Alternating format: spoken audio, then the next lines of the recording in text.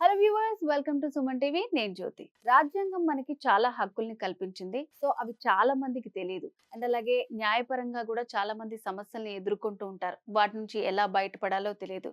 So వీటన్నిటికీ మంచి పరిష్కార మార్గాలు చూపించడానికి ఈరోజు మనతో పాటు హైకోర్టు అడ్వకేట్ రమేష్ కడారి గారు ఉన్నారు. వారితో మాట్లాడి మరిన్ని విషయాలు తెలుసుకుందాం. నమస్తే సార్. నమస్తే అండి. సార్, ఇప్పుడు న్యాయపరంగా చాలా మందికి చాలా రకాల సందేహాలు ఉంటాయి. సో అందులో ముఖ్యంగా ఏంటంటే పోలీసు వారు ఇప్పుడు అక్రమంగా మన మీద కేసులు ఫైల్ చేసినప్పుడు సో వాటిని ఎలా ఎదుర్కోవాలో న్యాయపరంగా తెలియదు. అసలు రెమెడీస్ ఎలా ఉంటాయి? క్రిమినల్ కేసులు పెట్టినప్పుడు అక్రమంగా ఇట్లాంటివి ప్రజల్లో చాలా సందేహాలు ఉంటాయి. సో వాటి గురించి మీరేం చెప్తారు అసలు? సో ఇక్కడ క్వాష్ పిటిషన్స్ అంటాం. క్వాష్ పిటిషన్ అనేది మనకు 2 చోట్ల మాత్రమే ఉంటుంది. ఒకటి హైకోర్టులో మరియు సుప్రీంకోర్టులో. సో హైకోర్టులో అయితే ఆర్టికల్ 226 ప్రకారంగా, సుప్రీంకోర్టులో అయితే ఆర్టికల్ 32 ప్రకారంగా క్వాష్ పిటిషన్స్ చేసుకోవచ్చు. సో అక్రమంగా కేసు బనాయించారు అంటున్నప్పుడు ఆ కేసుకి ఎలాంటి ఆధారం లేకపోయినప్పటికీ కొందరి పొలిటికల్ ప్రెజర్ ద్వారా కావచ్చు, లేదా లేడీస్ యొక్క ప్రెజర్ ద్వారా కావచ్చు, లేదా ఎవరి యొక్క ప్రమేయం ద్వారా కానీ పోలీసులు లొంగిపోయి లేదా పోలీసులు కొల్లుడై కొన్ని సందర్భాల్లో కేసులు ఫైల్ చేస్తారు. ఆ కేసులు ఫైల్ చేసినప్పుడు ఆ యొక్క అతని వ్యక్తికి చాలా చాలా బాధ ఏర్పడుతుంది. అతని వల్ల ఆ కేసు వల్ల అతనికి ఫ్యూచర్‌లో చాలా డ్యామేజ్ ఏర్పడుతుంది. అబ్రాడ్ కంట్రీకి వెళ్ళాలంటే వెళ్ళలేడు. సో ఇలాంటి కేసులలో మనం కొట్లాట చిన్న చిన్న కొట్లాటలు జరుగుతుంటాయి. కొట్లాటలు జరిగినప్పుడు ఆ కొట్లాట దగ్గర నిల్చున్నా గానీ తన పైన కేసు పెడతారు. అలాంటి 423 గానీ, 424 గానీ లేదా 406 బ్రీచ్ ఆఫ్ ట్రస్ట్ అంటాం. ఒక డాక్యుమెంట్ రాస్తారు. ఆ డాక్యుమెంట్ రాసినప్పుడు ఆ యొక్క డాక్యుమెంట్‌ను ఫుల్‌ఫిల్ చేయలేదని చెప్పేసి బ్రీచ్ ఆఫ్ ట్రస్ట్ కింద 406 కేసు పెడతారు. అలాగే చీటింగ్ కింద 420 కేసులు పెడతారు. లేదా 498 సో స్త్రీలు పెట్టినప్పుడు 498 కేసులు పెడతారు. ఇలాంటి కేసులన్నీ కూడా అన్ని నిజంగా కేసులనేటివి మనకు చెప్పడం లేదు.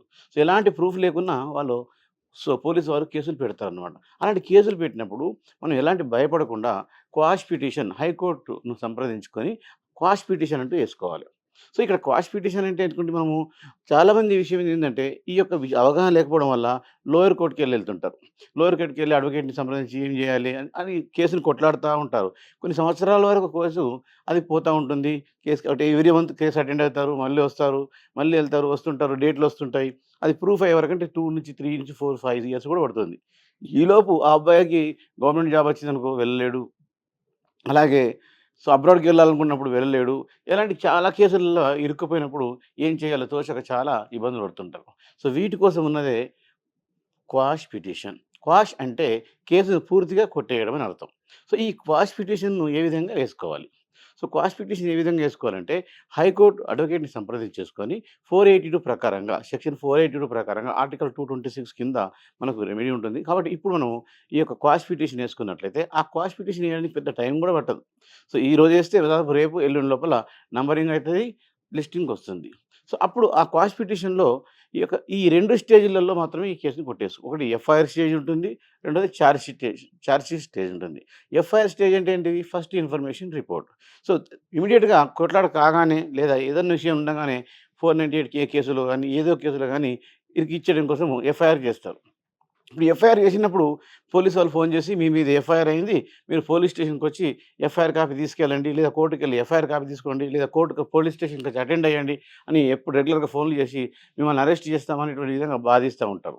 సో ఈ విధంగా బెదిరించినప్పుడు మనము పోలీస్ స్టేషన్‌కి వెళ్ళకపోయినా పర్లేదు. డైరెక్ట్‌గా ఆ జ్యూరిడిక్షన్ సంబంధించినటువంటి ఏరియాలో ఉన్నటువంటి కోర్టుకెళ్ళి మనము ఎఫ్ఐఆర్ కాపీని తీసుకోవచ్చు. లేదా పోలీసు వారికి ఎఫ్ఐఆర్ నంబర్‌ని అడిగితే వాళ్ళు చెప్తారు. దాన్ని ఆన్‌లైన్‌లో కూడా ప్రింట్ తీసుకొని మనం ఎఫ్ఐఆర్ స్టేజ్‌లో ఉన్నట్లయితే ఎఫ్ఐఆర్ స్టేజ్‌లో మనం కోర్టుకు మనము పిటిషన్ వేసుకోవాలి. సో ఈ క్వాష్ పిటిషన్ వేసుకున్నట్లయితే ఎఫ్ఐఆర్ స్టేజ్‌లో కేసు ఉన్నప్పుడు ఆ యొక్క హైకోర్టుకి వచ్చిన తర్వాత ఆ హైకోర్ట్‌లో ఈ క్వాష్ పిటిషన్‌లో ఉన్నటువంటి మెరిట్స్‌ని పరిశీలిస్తారు. ఈ మెరిట్స్‌ని పరిశీలించినప్పుడు ఈ మెరిట్‌లో ఎలాంటి కేసెస్ ఏం లేదు. ఎగ్జాంపుల్ మనం 498 కేసు తీసుకుందాం. సో భర్త తను వేధిస్తున్నాడనే ఉద్దేశంతోని అదనపు కట్నం తెమ్మన్న ఉద్దేశంతోని లేడీసు భర్త పైన కేసు పెడుతుంది. భర్తతో పాటు వాళ్ళ మామ మీద, వాళ్ళ అత్త మీద, అబ్బాయి వాళ్ళ అమ్మ మీద, సో అబ్బాయి వాళ్ళ అక్క మీద, అబ్బాయి వాళ్ళ బ్రదర్ మీద, ఇంకా బ్రదర్ వాళ్ళ వైఫ్ మీద, ఇట్లా అందరి మీద కేసులు పెడతారు. ఇవి పెట్టినప్పుడు ఏమవుతుంది? అబ్బాయిని 498 కేసులో ఏ1 నిందితుడుగాను, వాళ్ళ అమ్మని ఏ2 నిందితుడుగాను, ఆళ్ళ ఫాదర్‌ని ఏ3 గాను, వాళ్ళ బ్రదర్‌ని A4 గాను, బ్రదర్ వాళ్ళ వైఫ్‌ని A5 గాను, లేదా వాళ్ళ సిస్టర్ ఉంటే A6 గాను, ఇట్లా అందరి పైన కేస్ ఫైల్ చేస్తారు. సో, ఒకవేళ కొన్ని సందర్భాలల్లా వీళ్ళు పోలీసు వారు ఎంక్వైరీ చేయకుండా వాళ్ళ టేబుల్ మీద కూర్చొని ఈ యొక్క ఎఫ్ఐఆర్ షీట్ రాసేస్తారు. ఎందుకంటే ఆ సిస్టర్ ఎక్కడనో అమెరికాలో ఉంటుంది. ఈళ్ళ కాపురం హైదరాబాద్‌లో ఉంటుంది. మరి అమెరికాలో ఉన్నామె ఇక్కడొచ్చి ఇట్లా ఏ విధంగా ఆమెకు అతను వేధించింది? ఏ విధంగా అదను కట్టడం కోసం ఫోర్స్ చేసింది? ఏ ఆధారాలు లేవు. అలాగే వాళ్ళ బ్రదరు మనం అమీర్పేటలో ఉంటాడు. వాళ్ళేమో దిల్సుఖ్ నగర్‌లో ఉంటారనుకుందాం. అక్కడ కూడా ఎలాంటి మీటింగ్ లేదు. ఒక పెళ్ళై ఎప్పుడు కలిసినప్పుడే ఉంటాయి. సో, కొందరిసార్లు కొన్ని సందర్భాలల్ల పేరెంట్స్ కూడా వాళ్ళ దగ్గర ఉండరు. కానీ పేరెంట్స్ కూడా మీద పెడతారు. ఇవన్నీ కూడా అక్రమ కేసులని చెప్పేసి చాలా మటుకు 498 కేసులలో ఆత్మహత్యలు కూడా జరుగుతున్నాయి. మనం చూస్తున్నాం. సో, ఇట్లాంటి కేసులను ఉండకూడదని చెప్పేసి మనము ఏం చేస్తారు? ఈ క్వాష్ పిటిషన్స్ మనం వేసుకోవచ్చు. సో, 'అర్నేష్ కుమార్ వర్సెస్ బీహార్' అనేటువంటి ఒక జడ్జిమెంట్ వచ్చిన తర్వాత ఈ 498 కేసులలో దాదాపు 80% కేసులు ఫేక్ కేసులే ఉన్నాయి. సో, దానికి ఈ యొక్క క్వాష్ పిటిషన్ అనేది మనం రెమెడీగా తీసుకోవచ్చు. సో, క్వాష్ పిటిషన్‌లో ఒకవేళ క్వాష్ పిటిషన్‌లో ఒకవేళ క్వాష్ అయితే సంతోషం. కానప్పుడు పోలీసు వారు ఏం చేస్తారు? వెంటనే ఆ ఒక 90 డేస్ లోపల ఛార్జ్ షీట్ ఏస్తారు.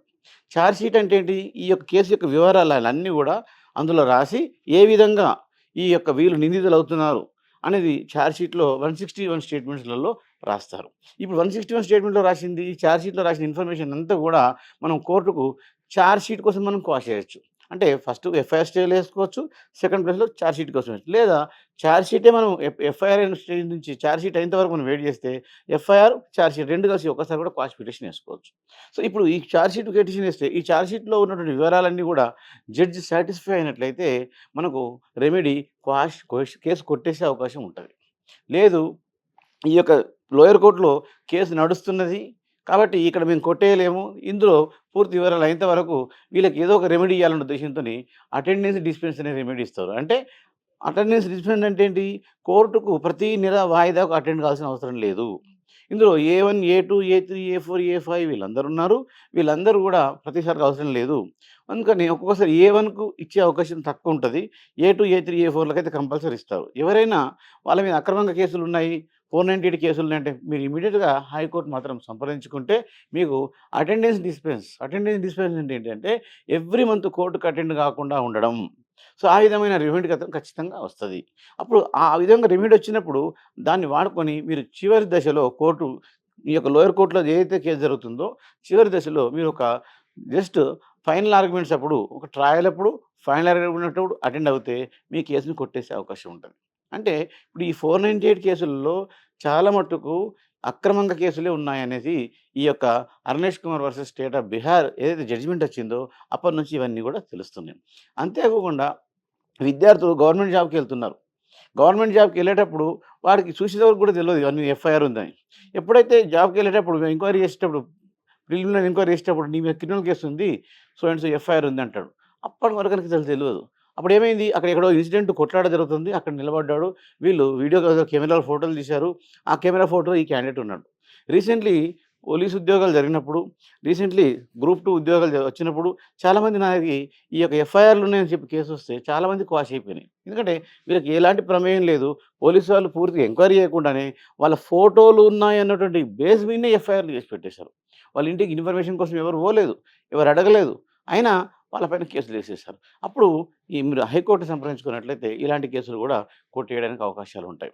ఇంతే కాకుండా చీటింగ్ కేసులంటారు. 420 కేసులు మనం చీటింగ్ కేసులు పెట్టుకుంటాం. ఈ చీటింగ్ కేసులు పెట్టుకున్నప్పుడు చీటింగ్ అనేది నిజంగా జరిగిందా? జరగలేదా? కొందరు వాళ్ళ మీద పడకపోవడం వల్ల గూడా చీటింగ్ జరిగిందని పెట్టుకుంటారు. సో, నాకు డబ్బులిచ్చేదుంది ఇయ్యలేదు అని పెట్టడము. ఏదో ఒక రకంగా లేకుంటే నాకు పలానా విధంగా క్రిటిసైజ్ చేశాడని చెప్పడము. ఏదో ఒక రకంగా మోసం చేశాడని చెప్పడము. అలా పోలీస్ ఇన్‌ఫ్లుయెన్స్ ఉందని చెప్పి ఉద్దేశంతోని కొందరి మీద ప్రత్యేకంగా కేసులు పెడతారు. అలాంటి కేసులు పెట్టినప్పుడు గూడా ఈ యొక్క హైకోర్ట్‌ని సంప్రదించుకున్నట్లయితే క్వాష్ పిటిషన్ ద్వారా ఖచ్చితమైన రిలీఫ్ దొరికే అవకాశం ఉంటది. సో, ఈ క్వాష్ పిటిషన్స్ అనేది చాలా మందికి ఐడియా లేకపోవడం వల్ల వాళ్ళు లోయర్ కోర్ట్‌లలో చాలామంది చాలా కాలం నడుస్తూనే కేసులకు అటెండ్ అవుతూనే ఉన్నారు. సో, కాబట్టి ఈ యొక్క కేసుల ద్వారా ఎవరికైనా ఉన్నట్లయితే హైకోర్ట్‌ని సంప్రదించుకొని, హైకోర్ట్ నుంచి అడ్వకేట్‌ని సంప్రదించుకున్నట్లయితే తప్పకుండా రిలీఫ్ వచ్చే అవకాశం ఉంటది. ఓకే. సో, మెయిన్‌గా ఏంటంటే మనకి సంబంధం లేకుండా మనల్ని ఇన్వాల్వ్ చేసి పెట్టిన కేసులన్నిటిని ఎలా మనం కొట్టేసుకోవాలి, వాటికి రెమెడీస్ ఏంటని చాలా బాగా ఎక్స్‌ప్లెయిన్ చేశారు sir. Thank you so much. Thank you. So, మరి మీరు కూడా హైకోర్ట్ అడ్వకేట్ రమేష్ కడారి గారిని సంప్రదించాలనుకుంటే స్క్రీన్ మీద కనిపిస్తున్న నెంబర్కి కాల్ చేసి మీరు పూర్తి వివరాలు తెలుసుకోవచ్చు.